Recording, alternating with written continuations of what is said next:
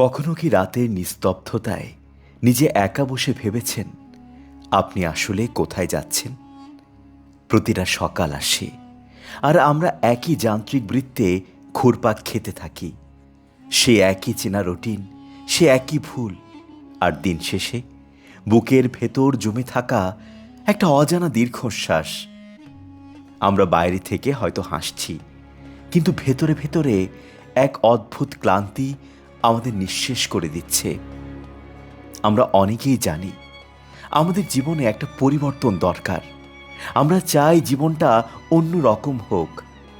নতুন কোনো ভোরে একরাশ আশা নিয়ে জেগে উঠি, কিন্তু সত্যিটা কি জানেন, আমরা সেই পরিবর্তনের জন্য যতটুকু কষ্ট করা দরকার ততটুকু করতে ভয় পাই। আমরা অজুহাতের পেছনে নিজেদের লুকিয়ে রাখি।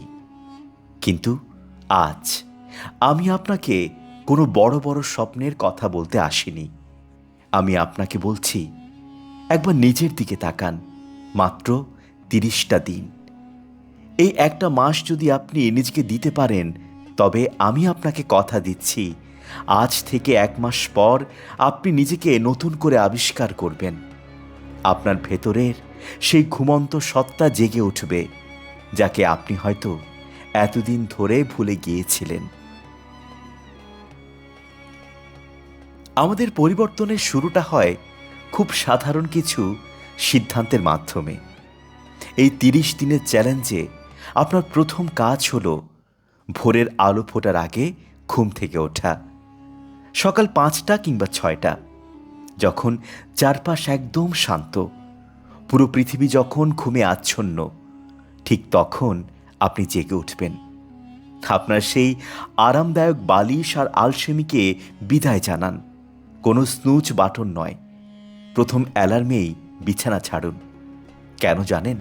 কারণ যখন আপনি বাকি দুনিয়ার আগে জেগে উঠবেন, তখন আপনি মানসিকভাবে অন্যদের চেয়ে এক ধাপ এগিয়ে যাবেন।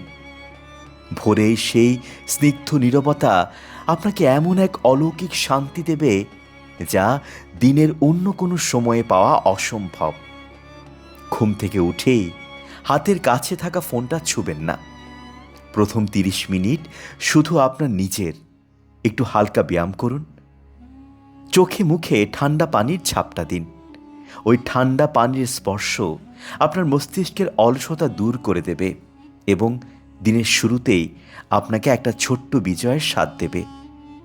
এই ছোট্ট জয়টা আপনাকে সারা দিনের বড় বড় বাধাগুলো পার করার শক্তি যোগাবে। আজকের যুগে আমাদের সবচেয়ে বড় শত্রু হলো আমাদের মনোযোগ হারিয়ে ফেলা। চিন্তা করে দেখুন তো, প্রতি 10 মিনিটে একবার ফোনের নোটিফিকেশন চেক করা, ঘন্টার পর ঘন্টা অপ্রয়োজনীয় চ্যাট আর নিউজ ফিড স্ক্রল করা, এগুলো আপনার ভেতরের শক্তিকে আস্তে আস্তে শেষ করে দিচ্ছে। এই 30 দিন আপনাকে এক গভীর মনোযোগের অভ্যাস করতে হবে। যখন কোনো কাজ করবেন, ফোনটাকে দূরে রাখুন, ইন্টারনেট বন্ধ করে দিন। দিনে অন্তত 90 মিনিট বা 1.5 ঘন্টা এমনভাবে কাজ করুন যেন আপনার আর আপনার কাজের মধ্যে তৃতীয় কোনো মাধ্যম না থাকে। আর প্রতিদিন মাত্র 30 মিনিট নীরবতার চর্চা করুন। একদম শান্ত হয়ে বসুন, চোখ বন্ধ করুন এবং নিজের শ্বাসের দিকে মনোযোগ দিন। আমাদের মন সারাদিন বাইরের কোলাহলে ব্যস্ত থাকে। আমরা ভেতরের কণ্ঠস্বর শুনতেই ভুলে যাই। এই 10 মিনিটের নীরবতা আপনার ভেতরের সেই স্থিরতাকে ফিরিয়ে আনবে। বাইরের কোলাহল যখন থামবে, তখনই আপনি বুঝতে পারবেন আপনার আসল পথ কোনটা। আপনার শরীর হলো সেই গাড়ি, আর আপনার খাদ্য হলো তার জ্বালানি। আপনি যদি শরীরে নিম্নমানের খাদ্য দেন, তবে আপনার মস্তিষ্ক কখনোই সর্বোচ্চ ক্ষমতা দিয়ে কাজ করতে পারবে না। এই 1 মাস জাঙ্ক ফুড, প্রসেসড ফুড আর অতিরিক্ত চিনিযুক্ত খাবার একদম বাদ দিন। শরীরকে সতেজ রাখতে প্রচুর পরিমাণে পানি পান করুন। প্রতিদিন অন্তত 15 থেকে 20 মিনিট হাঁটুন বা হালকা ব্যায়াম করুন। ব্যায়াম শুধু আপনার শরীরের পরিবর্তন আনে না, এটি আপনার মানসিক চাপ কমিয়ে মনের গভীরে জমে থাকা হতাশা দূর করে দেয়। আর সবচেয়ে বড় কথা, আপনার ভেতরের ভয়কে জয় করতে হবে।